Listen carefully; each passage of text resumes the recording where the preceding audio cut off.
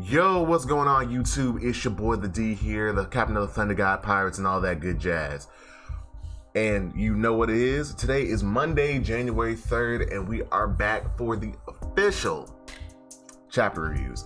Now, as you may have saw in your sub box, did some very long YouTube videos about both My Hero Academia and Black Clover. And good lord, I will never get that behind again. But on to better pastures, because good god, that was hell. Anyway, so we're doing the chapter review today. A, not because it's late, because B, today is the day that the official chapters were released.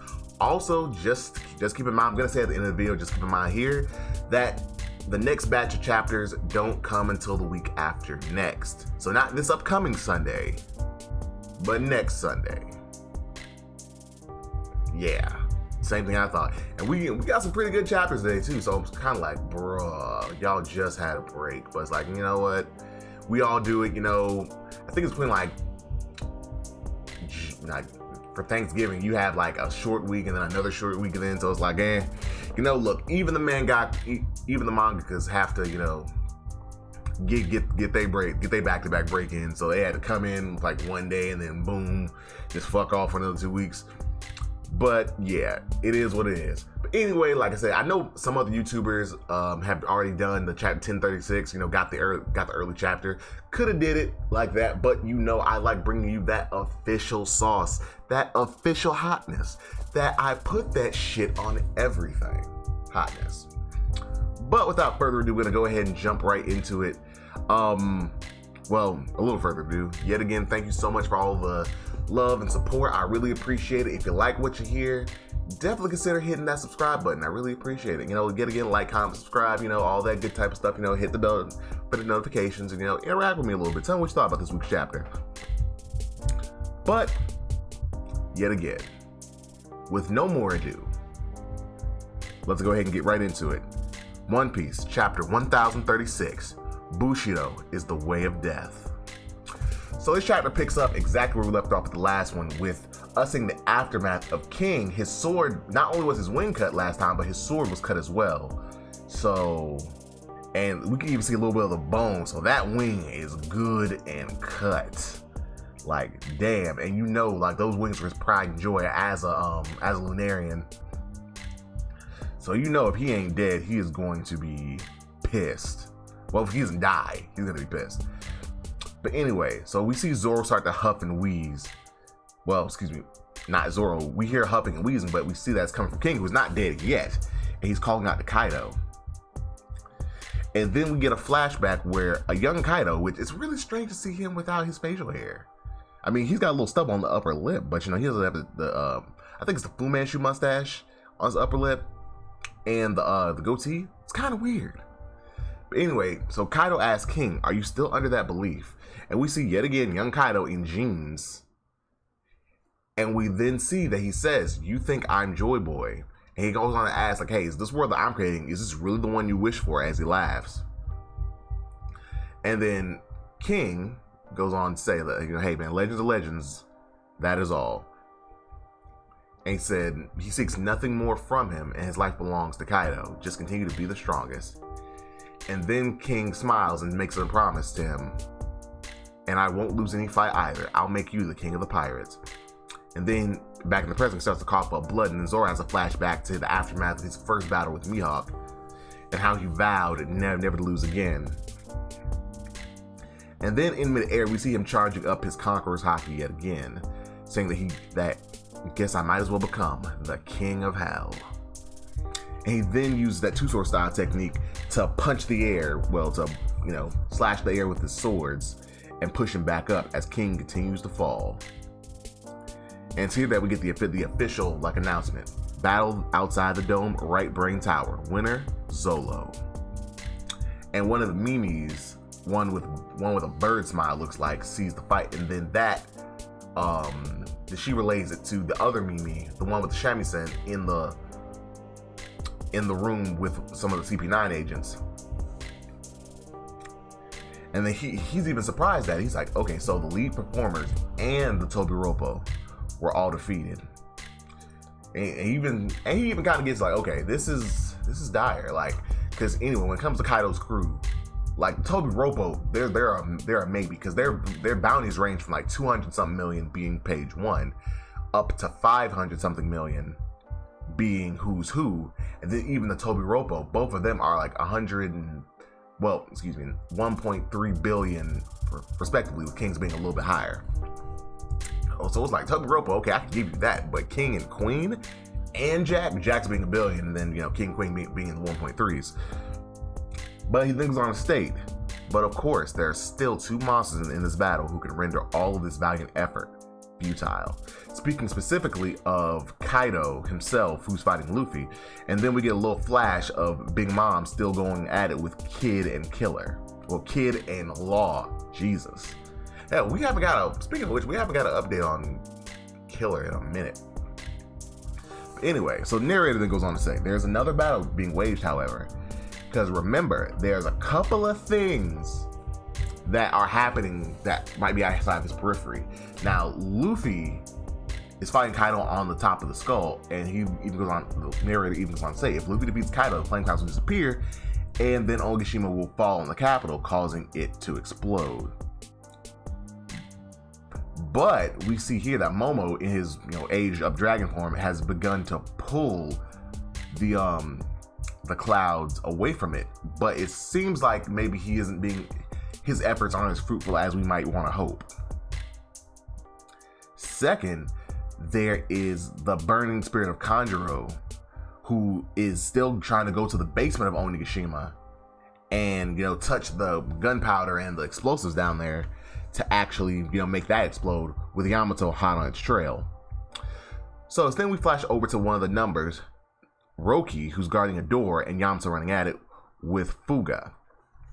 So Yamato's running towards him, and he talks to Fuga, who we see here that Fuga is actually a centaur. I didn't notice that.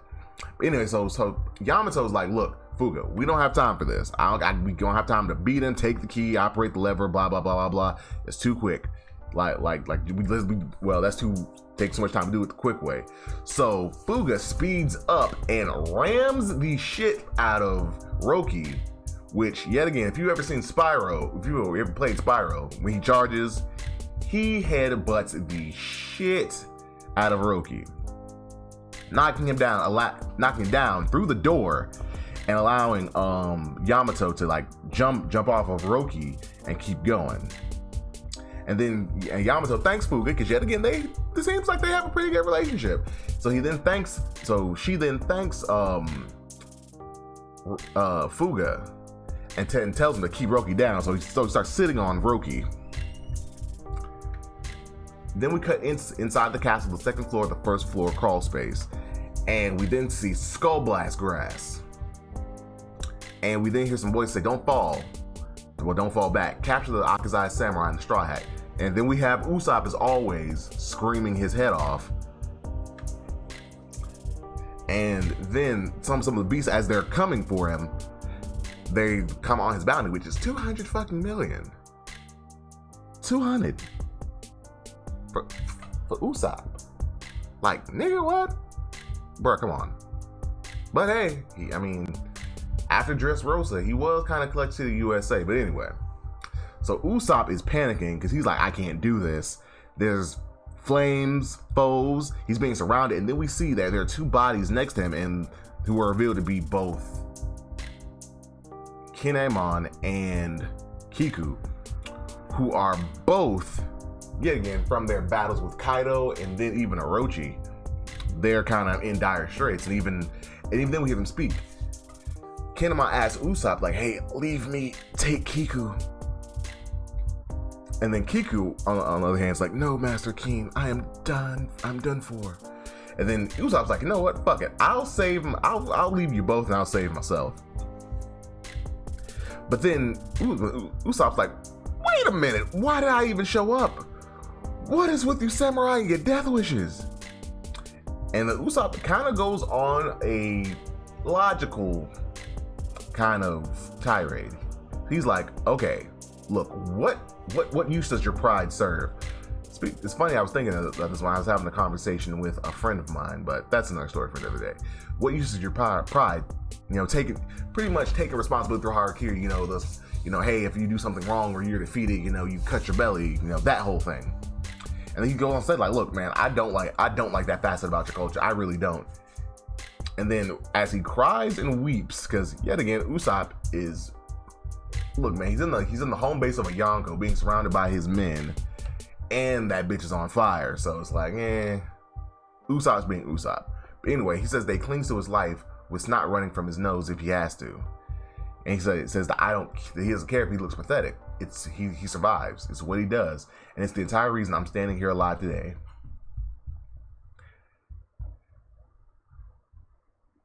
And then, both of them, they're kind of stunned, like, because they've never thought about it. Remember, they grew up in Wano. They grew up with that samurai mentality. They grew up thinking that, pride is everything. You never show your hunger. Same thing when Momo and Kin first joined the Straw-Hats. Remember, Momo, even as an 8-year-old child, would not admit he was hungry. Even though it's a natural bodily process, there's nothing to be ashamed of. But still, he insisted that he wasn't hungry. And Ken did the same until they learned they could trust them. And then he goes on and said, like, why are you idiots so satisfied with just pulling off the raid? Like, why are you so don't you want to live to enjoy it? At least that's what I'm getting from it.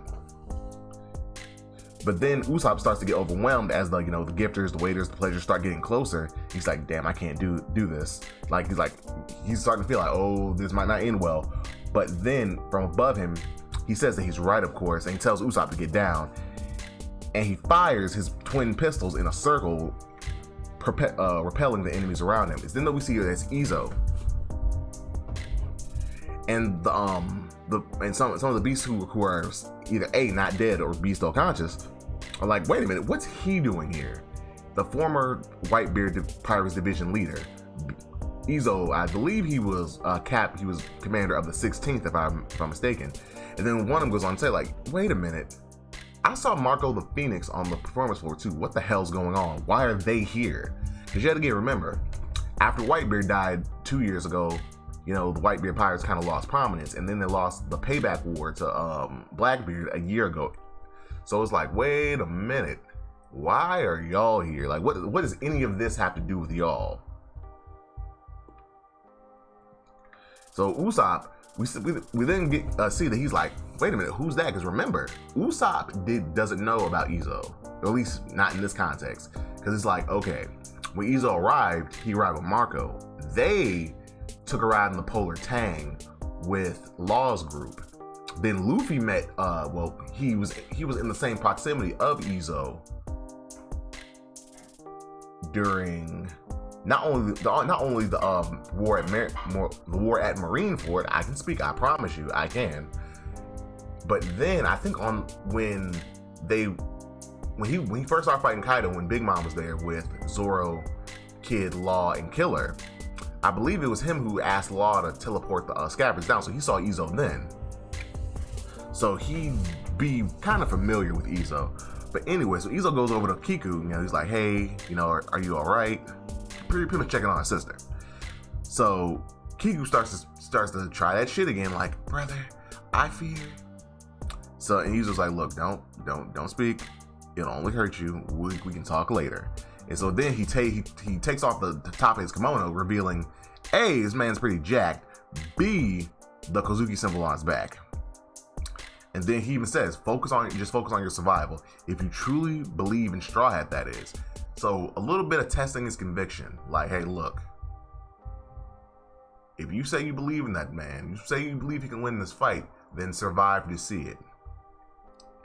And then it's here that Izo tells Usopp to take them to safety, but it's here that he refers to him as God Usopp. And then Usopp's like, wait a minute, you know who I am? Because remember, that happened on Dressrosa, and even then, I don't think, was that? I'm trying to think back to the Dressrosa arc, because I think he's still known as Sogeking on his bounty poster. Did they ever get out that wait a minute, it might not have been through the official channels, Izo may have ran into some of the pirates that he saved. So that's why he might be calling him God Usopp. So anyway, yet again, he's still tripping off that, like, you know who I am. Oh fuck. So then he asked Hamlet, one of the gifters who was, affected by Thomas Mochi, to help him out. Like, yo, go ahead and let's go. So it's then that we cut to the third floor, and we finally see that Raizo versus Fukurokujo is still going on. So apparently these two idiots have both gotten themselves into a paralysis jutsu. So they both have paralyzed each other, and they're in a burning room. So these two dumbasses can't just undo the shit and leave. Now, I understand because then they're both like, hey, undo yours. No, undo yours. No, undo yours first. And yet again, you can't if you undo yours, there's no way to know if the other person's really going to undo theirs.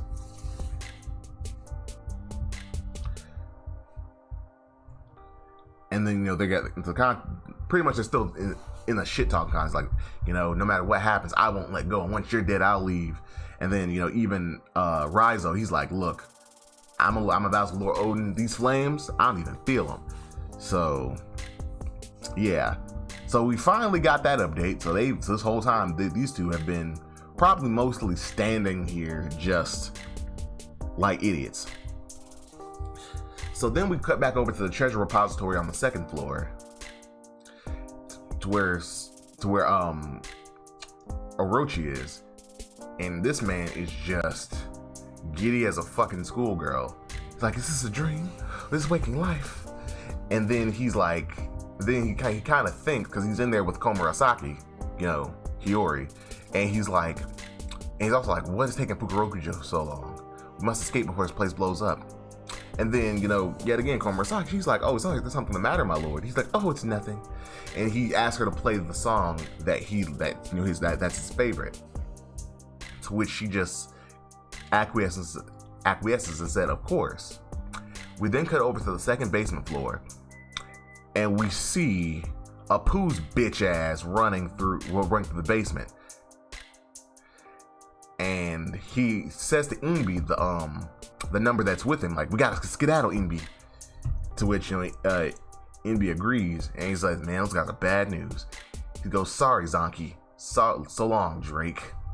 And it's here in the next couple of panels that we see that both Zanki and Drake have been defeated, thanks to Apu's bitch ass running. Like, I think he might truly be the bitchest motherfucker I've ever seen. Like, why are you even a pirate? All this running is not gonna do nothing for you. And then the guy in the bowler hat, who's taking some damage, says that this took longer than expected. He was tough. Then the other guy in the tribal mask says that he got away, talking about Apu. So it's then they receive a call on the Denden Mushi asking have they caught Nika Robin yet. To which the guy in the bowler hat's like, not yet, we were interrupted. And then the other person on the other line says, well, hurry, we should leave this castle. And then it looks like one of them says, you mean, and then their caller says the lead performers are down. It's then that we see that Sanju's getting tended to, some medical conditions, and we also see that his the swirl on his eyebrows is back to normal. We see Killer with a cracked mask. Apparently he might still be fighting Hawkins. We see Beppo, and then we see Zoro lay flat out on the ground outside, to which they go, if the new generation should actually win this battle, it would be massive news. The impact will fan the flames. And then yet again we see Law and Kid still going against Big Mom, whose hair is on fire.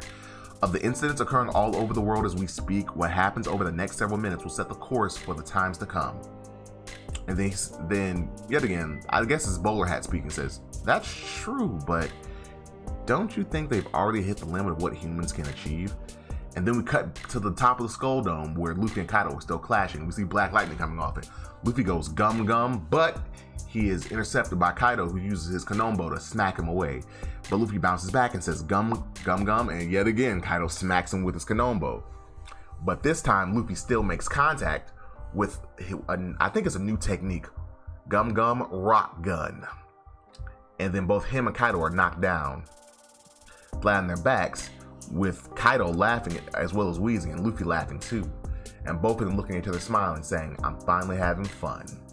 Chapter end. Not a bad chapter, yet again moving things along.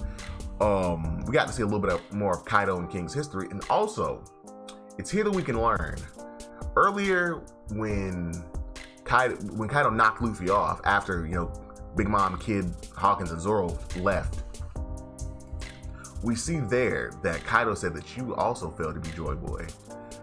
We kind of thought Kaido might have been talking about somebody else back then, like, okay, maybe he knew somebody else who was trying to be Joy Boy. No, it's here that we see that Kaido kind of failed too. So he was talking about himself. So once we get Kaido's backstory, we're going to find out about some failure of his, why he doesn't think he could be Joy Boy. Interesting. And King's probably going to die, because with no wings, him being supremely weak and him hitting that ground. So unless that flame comes back on and it just still works, that ass is about to die. But anyway, yet again, good chapter. Looking forward to the next one, but yet again, next chapter is not coming this upcoming Sunday, January the 9th, but another Sunday, January 16th. So yeah, there's that. But yet again, like I said, let me know what you think about the chapter. Was it good? Was it bad? Would you wish something else had happened? But in the meantime, this has been your boy the D here, signing out. See ya.